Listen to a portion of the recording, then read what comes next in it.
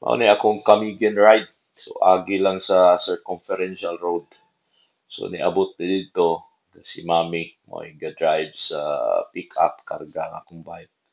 Nya nakita mig hotel durol dool aning lugar mao niyang Camigan nga landmark nga marka landmark no. Atbang ni sa Jollibee niyang among gipuy-an GV Hotel luyo adtong Jollibee nga atbang aning Camigan. Kining Camigan nga marka tapad po ni ang PNB. No? PNB mo ni ang barko sa bangko sa akong misis.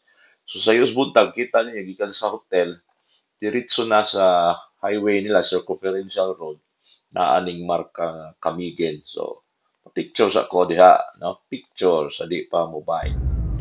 So ang akong direction is going to Katarman. So right turn ko adto. No? Diha ko sa Katarman daghang giri road nga mga dalan o na nga kini diri miagi pero na may marka no? Direction to Katarman.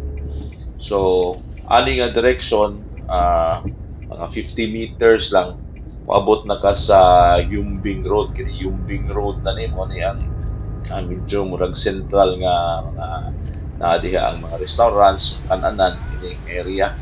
So diha ko ang kini sa Mambahaw pa niya. So sa Mambahaw mi na ang GB Hotel dito mi nag-overnight. Diri na po na-meet ang ubang mga Camigan bikers no, mga batan-o ni nga na mag-downhill ng mga bike. So istorya lang na respeto before ko ning nanghid nga mo muna. So diri po dato makita sa left.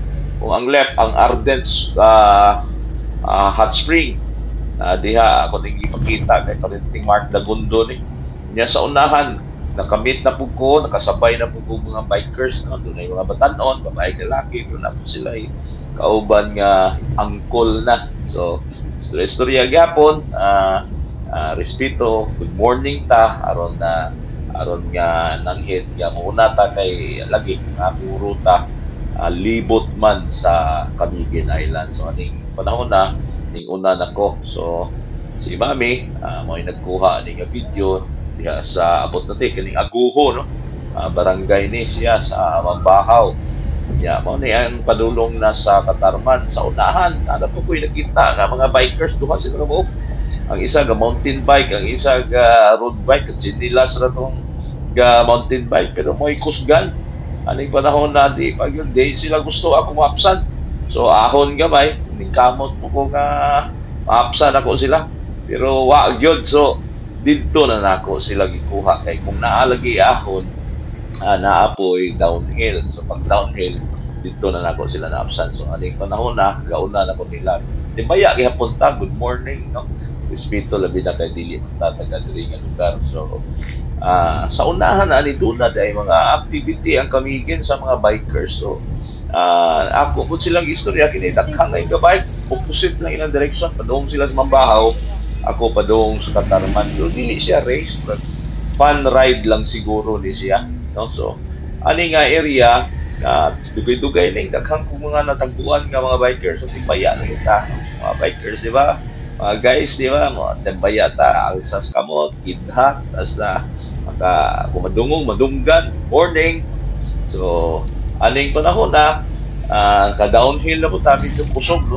Nabiyaan na dos mami nga mo i-drive sa pick-up truck na to so biyaan siya sa downhill kay careful mo po dis mami pero kahon gani ato anan na po sa mami hinahinay na po sunod no so kining dalan nga from Mambahaw to Katarman medyo mo ni ang layo-layo diri gani na po laing grupo sa mga bikers nga akong nalabyan diri Lapita o nya di po gihapon race no so siguro fun ride gihapon so layo-layo ang Mambahaw to Katarman mo daga ni siya mga 25 kilometers diri pong Dapita ang medyo daghang mga ahon so taryani hinay gyud kayo na-encourage lang kung mami siyang love sign siya mga fingers so na siya si mami nang siya so ahon man so hinay kayo dagan so pero downhill na po na siya so tahan. So mao ni ang padung sa Katarman no. Kung inyong tan-awon daghang bukid gyud sa left side. Pero kung inyong tan-awon sa right side mao na ang dagat gyud ang kanunay. Maahon man or naa sa flat area, right side gyud ang dagat, unya left side ang bukid nga part. So kini nga direksyon padung paghihapon ni sa Katarman, usahay mo una si mami nako, unya iya kong atangan downhill, kini medyo mo nang kusog-kusog ang atong dagan basta downhill. So ang lugar sa Katarman nga akong ginungan kini nga Sankin Cemetery, no? Dali lang kayo. So may padayon. So ang sunod nga munisipyo mao ang Sagay, no? Kining Sagay isa ni sa lima ka mga munisipyo. So giingong tanawon gikan ko sa Mambahaw, niagi na ko sa Katarman, unya niya na ko sa Sagay. Mao ni ang naong sa Sagay, no? Naa diha ang part nga medyo na mga tsunami warning kay mao ni murag pabor gyud, no? Eastern part siguro ni mao na nga bantayanan. So sunod sa Sagay ang lain na pud nga munisipyo, no? Kining munisipyo mao ni ang gitawag og Siliban. Mao ni ang munisipyo nga ikaupat natong giagian. Kini medyo taas gyud kay ang ahon aning napitasan, no? Mao na nga murag daga na ko ani, abot na lang less than 10 kilometers per hour. Ya, panahon ani init pa kayo. So init hangtod nga abot na dito sa ubos, no? O ni ang lagoon ning nasa left, no? Taginis Lagoon ang tawag nila, unya sa right mao na ang dagat, no? Divide lang siya aning dalan. So man-made man nga lagoon, no? Kanang Taginis. So diha ang AJ Fish Pen kay kana nga lagoon intended nagpagbuhi og mga isda pero paliguan sa nila. So di ako nag-breakfast ko, medyo late na ang breakfast, ana pa ko may padayon og bike. So naa na diri ang Binoni Port, no? Diha ta mo dunggo sa Binoni Port, no? Diha mo gawas. So kung pag-abot sa gawas, right turn ka, padung na ka sa sunod nga munisipyo. So kini padung ni sa sunod nga munisipyo nga gitawag og Mahinog, no? Agi ta sa sentro ana. Pero nga atong agian, kita niyo doon ay mga farm, doon ay kasabutan, pero right na dagat yun na. Ang left na to is mao na ang mga bukid nga part. Init pa ni nga panahon, so abot na sa sentro sa Mahinog, no?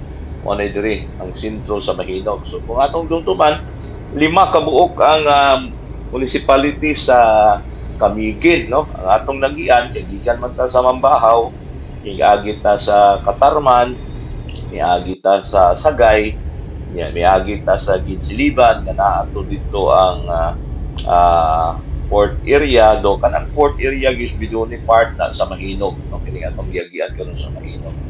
So init pa kay nga panahon kini nga time, mga naana ni sa mga inigikan kog 6:13 in the morning. So hunong ta dito sa Sankin Cemetery, nag-breakfast, no? So dire mga siguro mga 9 na ni kapin ako niabot ko diri ang nakita. Medyo hinay na ang sikat kay sakit na ang hawak og sugod sa 55 years old nga biker, no? So so padayon, so aning aside makita ninyo nga nagyod sa seaside yun ni atong giagian.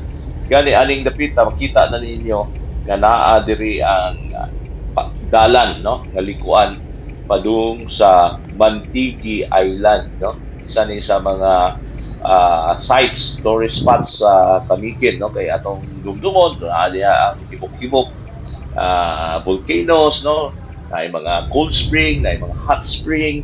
So mao ni ang mga tourist spots nga ginabisitaan sa mga turista kung maghisgot na ta og Camiguin.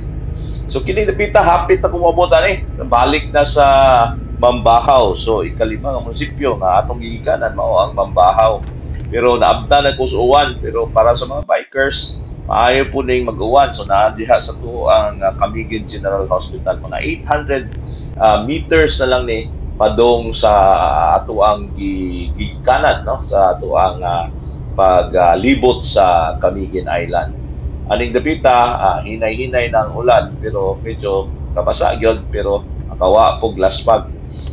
So kita ninyo naana ang Jollibee, kita niyo to naana ang PNB sa left, na atong Camiguin nga landmark, So mao na ni ang part nga makita ninyo nag right turn ko balik sa hotel. So this is it. Thank